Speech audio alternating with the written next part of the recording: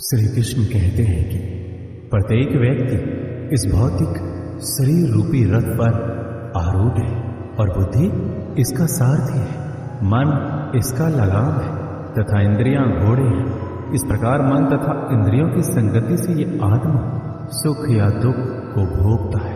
मृत्यु के समय जीव द्वारा विकसित की गई चेतना उसे दूसरे शरीर में ले जाती है। कौन क्या कर रहा है, कैसे कर रहा है, क्यों कर रहा है, इन सब से आप जितना दूर रहेंगे उतना ही आप खुश रहेंगे। अहंकार, घमंड, क्रोध और निष्ठुरता यह ज्ञान से उत्पन्न हुए आसुरी प्रकृति के लोगों के गुण है। इनका त्याग करना ही हमें अच्छा इंसान बनाता है। मोह उसी का करो जिस पर आपका अधिकार है। जिस पर आपका अधिकार ही नहीं है उसका मोह भी नहीं करना चाहिए। विषय वस्तुओं के बारे में सोचते रहने से मनुष्य को उनसे आसक्ति हो जाती है। इससे उनमें कामना यानी इच्छा पैदा होती है और कामनाओं में विघ्न आने से क्रोध की उत्पत्ति होती है। जितना हो सके खामोश रहना ही अच्छा है, क्योंकि सबसे ज्यादा गुनाह इंसान से उसकी जुबान ही करवाती है। श्री कृष्ण कहते हैं, हे अर्जुन, अपने परम भक्तों जो मेरा स्मरण या चित्त मन से मेरा पूजन करते हैं, मैं व्यक्तिगत रूप से उनके कल्याण का उत्तरदायित्व लेता हूँ। जो लोग भक्ति में श्रद्धा नहीं रखते वो मुझे प्राप्त नहीं कर पाते, अतः वह भौतिक जगत में जन्म मृत्यु के मार्ग पर वापस आते रहते हैं। किसी काम की चिंता करना ठीक है, पर चिंता इतना भी नहीं होना चाहिए कि वह काम ही बिगड़ जाए। अच्छी नीयत से किया गया काम कभी व्यर्थ नहीं जाता और उसका फल आपको जरूर मिलता है। मैं किसी का भाग्य नहीं बनाता, हर कोई अपना भाग्य खुद बनाता है। आप जो भी कर्म कर रहे हो उसका फल आपको कल प्राप्त, और आज जो आपका भाग्य है वह आपके द्वारा पहले किए गए कर्मों का फल है। तुम्हें सिर्फ अपने कर्म करने का अधिकार है, किंतु कर्म के फलों के तुम अधिकारी नहीं हो। तुम ना तो कभी अपने आप को अपने कर्मों के फलों का कारण मानो, ना ही कर्म ना करने में कभी आसक्त हो जाओ। सही कर्म वो नहीं है जिसके परिणाम हमेशा सही, अपितु सही कर्म वो है जिसका उद्देश्य कभी गलत ना हो। पूर्णता के साथ कभी किसी और के जीवन की नकल करके जीने की तुलना में अपने आप को पहचान कर अपूर्ण रूप से जीना बेहतर है। जब भविष्य धुंधला करने लग जाता है तब आपको अपने वर्तमान में ध्यान केंद्रित करने की आवश्यकता है। कोशिश कर, हल निकले आज नहीं तो कल निकलेगा। जीवन की सबसे बड़ी गलती वही होती है जिस गलती से हम कुछ सीख नहीं पाते। जब हमारा दिमाग यानी कि मन कमजोर होता है तो परिस्थितियां समस्या बन जाती है, लेकिन जब मन स्थिर होता है तब परिस्थितियां चुनौती बन जाती है। जब हमारा मन मजबूत होता है तो परिस्थितियां अवसर बन जाती है। मनुष्य की मानवता उसी वक्त नष्ट हो जाती है जब उसे दूसरों के दुख पर हंसी आने लगती है। समय यही सिखाता है कि जिंदगी किसी का इंतजार नहीं करती, ना ही किसी के लिए रुक सकती है। मनुष्य को अपने कर्मों के संभावित परिणामों से प्राप्त होने वाली विजय या पराजय, लाभ या हानि, प्रसन्नता या दुख इत्यादि के बारे में सोचकर चिंता से ग्रसित नहीं होना चाहिए। यदि आप अपनी गलतियों से कुछ सीखते हैं तो गलतियां सीढ़ी हैं, और नहीं सीखते हैं तो गलतियां सागर है। निर्णय आपका चढ़ना है या डूबना है। समस्या इतनी ताकतवर नहीं होती कि जितना हम उन्हें मान लें। कभी सुना है कि अंधेरे ने सुबह को होने ही नहीं दी। गलतियां ढूंढना गलत नहीं है, बस शुरुआत खुद से होनी चाहिए। जरूरी नहीं हर बार आपके शब्दों को सही समझा जाए, इसलिए कभी कभी चुप रहना ही ज्यादा बेहतर होता है। जो जितना अधिक शांत होता है वो उतना ही गहराई से अपनी बुद्धि का प्रयोग कर सकता है। सबसे समझदार और स्थिर बुद्धि वाला व्यक्ति वही है जो सफलता मिलने पर अहंकार में नहीं जाता और विफलता में गम में नहीं डूबता। प्रशंसा हो रही हो तो ज्यादा सावधान रहने की जरूरत है। जिसने मन को जीत लिया है उसके लिए मन सर्वश्रेष्ठ मित्र है, किंतु जो ऐसा नहीं करता उसके लिए उसका मन सबसे बड़ा शत्रु बना रहता है। नकारात्मक विचारों का आना तय है, परंतु ये आप पर निर्भर करता है कि आप उन्हें कितना महत्व देते हैं।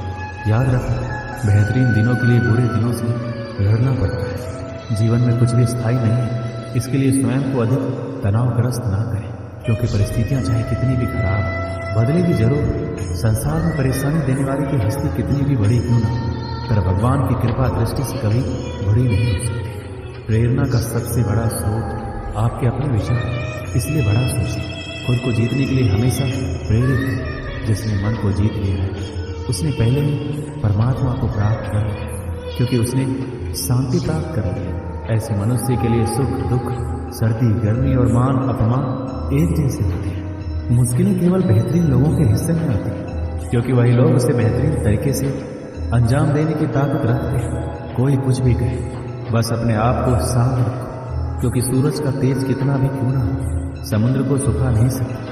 जहां आपकी कोई कीमत नहीं वहां पर रुकना अनुचित है, चाहे वो किसी का घर हो या किसी का मन हो। जब कोई हाथ और साथ दोनों ही छोड़ देता है तब कुदरत कोई ना कोई उंगली पकड़ने वाला भेज देता है, और उन्हीं का नाम कान है। जो मन को नियंत्रित नहीं करते उनके लिए वह शत्रु के समान कार्य करता है। दुनिया के सामने जीतने वाला विजेता नहीं है, बल्कि किन रिश्तों के सामने कब और कहां पर हारना है ये जानने वाला भी विजेता होता है।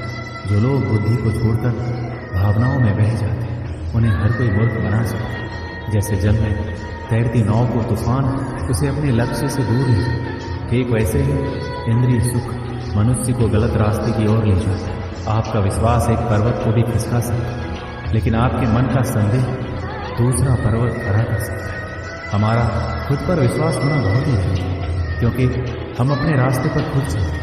वक्त कभी भी एक जैसा नहीं रहता। उन्हें भी रोना पड़ता है जो बेवजह दूसरों को रुलाते हैं। अपनी इच्छा शक्ति के माध्यम से अपने आप को नई आकृति प्रदान करें।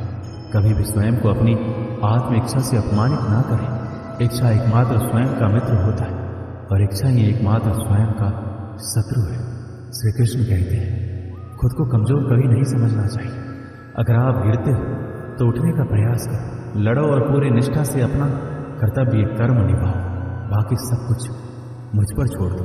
हो सकता है हर दिन अच्छा ना हो, लेकिन हर दिन में कुछ अच्छा जरूर होता है।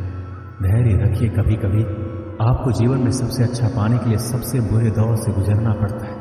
रोना बंद करो और अपनी तकलीफों से खुद लड़ना सीखो, क्योंकि साथ देने वाले भी शमशान से आगे नहीं जाते।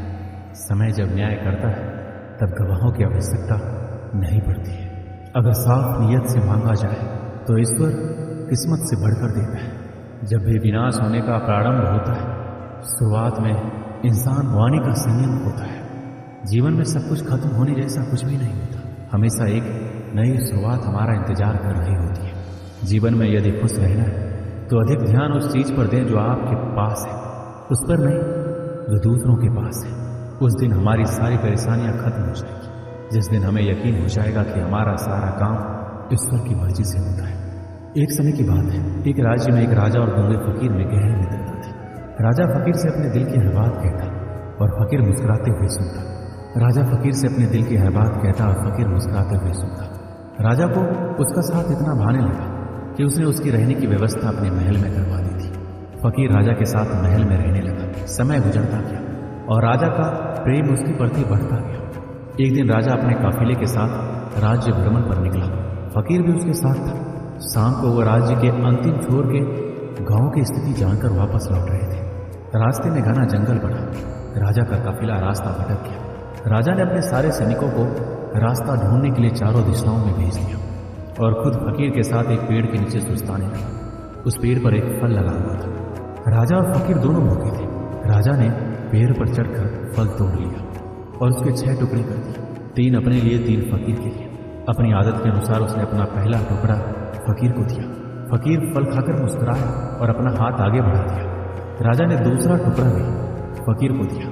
फकीर फल खाकर मुस्कुराया और फिर से अपना हाथ आगे कर दिया। राजा ने उसे तीसरा टुकड़ा भी दे दिया। एक एक करके फकीर 5 टुकड़े खा गया और छठवें के लिए भी आगे हाथ बढ़ा दिया। यह देखकर राजा को बड़ा क्रोध आया। वह बोला, ये मेरा तुम्हारे प्रति प्रेम है कि मैं तुम्हें अपने महल में अपने साथ रखता हूँ, हर सुख सुविधा तुम्हें मुहैया करवाता हूँ, पर आज मुझे पता चल गया कि तुम्हारे दिल में मेरे लिए जरा सा भी प्रेम नहीं है। भूखा मैं भी, किंतु तुम इतने स्वार्थी कि सारा फल खुद खा जाना चाहते। तुम्हारी असलियत में जान के आज से हमारी दोस्ती खत्म। अभी इसी वक्त मेरी नजरों से दूर चले जाओ। यह सुनकर फकीर वहां से चला गया। फकीर जाने के बाद राजा फल का आखिरी टुकड़ा खाने लगा। फल को चबाते ही उसने फल थूक दिया। फल इतना कड़वा था कि उसे खाया ही नहीं जा सकता था। राजा को समझ आ गया कि फकीर क्यों सारे टुकड़े मांगकर खा जाना चाहता था, क्योंकि फकीर राजा से बहुत प्रेम करता था। राजा के दिए हर चीज वह खुशी खुशी स्वीकार करता था और सदा मुस्कुराता रहता था। इसलिए जब राजा ने उसे फल दिया तो उसने स्वीकार कर लिया और कड़वा होने के बावजूद भी मुस्कुराते हुए खा गया। वह सारे टुकड़े इसलिए मांगकर खा जाना चाहता था ताकि राजा को इस बात का पता नहीं चल सके कि वह उसे कड़वा फल खिला रहा है।